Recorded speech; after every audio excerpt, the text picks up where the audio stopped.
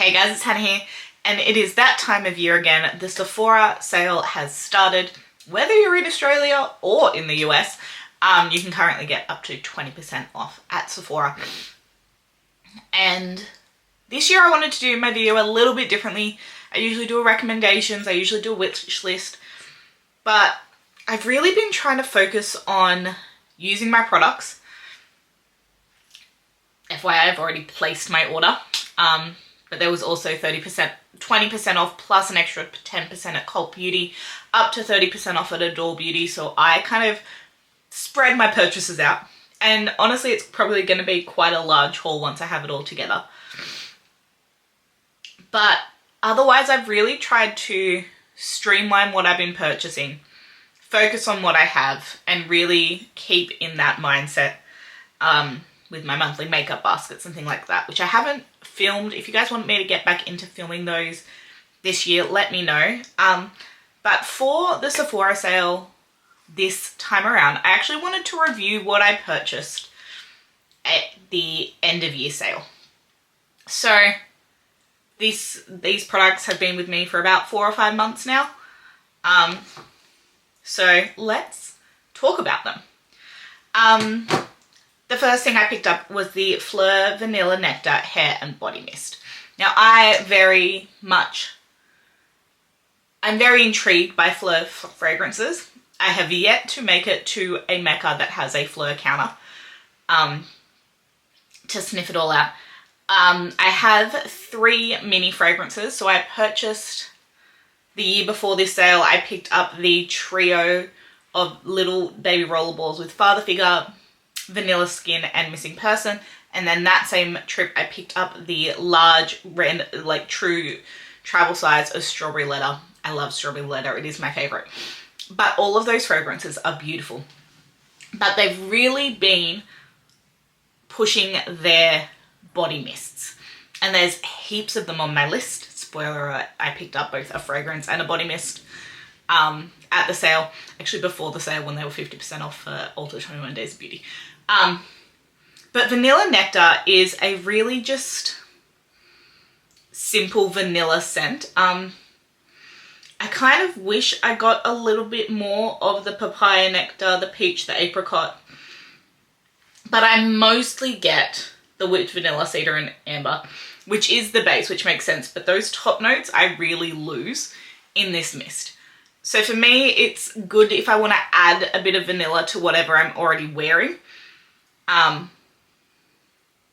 But it's not a favorite, which is kind of upsetting. The next thing I picked up was the Pharmacy Green Clean Duo. I love that stuff. I recommend it every sale. Again, I picked another one up myself because I'm on my second 50ml tub of that. It is what I use to remove my makeup. It is a favorite. I also picked up the Road Glazed Trio. Now this came with, I realised I forgot to get a product out, a small size of the Road Glazing Milk and 2 of the lip products. Now I've yet to use the glazing milk because it has been summer. I did purposely know that I wasn't going to use the glazing milk until winter when I do need a little bit more hydration in my skin. In summer I don't need that extra layer. But it is finally halfway through halfway through April, it is finally starting to cool down. But I've yet to use the glazing milk. I'll pull it out in winter, which is when I intended to. But the lip products. I think both of these lip products ended up going overseas with me. We've got the Peptide Lip Tint in Jelly Bean and the Lip Treatment in Strawberry Glaze. Both are fantastic. Now the lip treatment is untinted, and it's slightly thicker, but it is still quite still quite glossy. It's not something that I think is like, oh, it smells gorgeous. It's not significantly thicker on the lips. The Jelly Bean is also pretty strawberry scented. It does have a shimmer to it. And I heard that they reformulated these so it doesn't feel grit. And I definitely don't feel grit with this, even though it is shimmery. I do prefer this over another lip product because it does have that shimmer to it. I don't love it just on my bare lips. But both of these are fantastic, and I could definitely see myself picking up more of these Rhode lip products in the future. I just have a sparkly eyeshadow and now a glossy lip addiction. Whether that be tube, glossy lip balms or click sticks. I've decided I've just expanded that category. Speaking of sparkly eyeshadows, I picked up 5 things in the eye category. And these are, and then 4 of them are sparkly. So let's start with the expansion in my collection. So I already had one of the Patrick Ta duos. It's actually in my makeup basket for this month in the Talk to My Team shade, which is the Duochrome Me, the most Duochrome one. And then I picked up the In Your Dream set. Now this is much more on the champagne side. Let's see if I can, there we go. So it comes with a kind of true champagne and then a light champagne-y gold. It's much lighter. These are a drier formula, as I mentioned in my haul video. But the shine on them is absolutely stunning. So you can see there's a little bit of base color to the champagne-y one, but it's almost my skin tone. So this one really just gives shine. This one gives brightness. It's gorgeous. It's such a fantastic formula. It is expensive, but it's really worth it, so much so that I went and bought a second set. I also repurchased a Stila Glitter and Glow. Now, it looks like these are being discontinued. I don't know if Stila in general is being discontinued from Sephora US, but the only shade now available of the Glitter and Glows on Sephora US is Kitten Karma, which is the traditional kitten shade, the champagne. Wanderlust is very similar to the darker shade in Talk to My Team.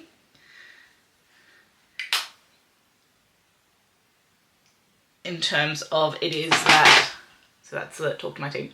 Wanderlust looks much sheerer. It is, you can definitely blend it out, so it's just that glitter. But they pair beautifully together. I think if you are looking for true glitter, the Glitter and Glows are still the way to go.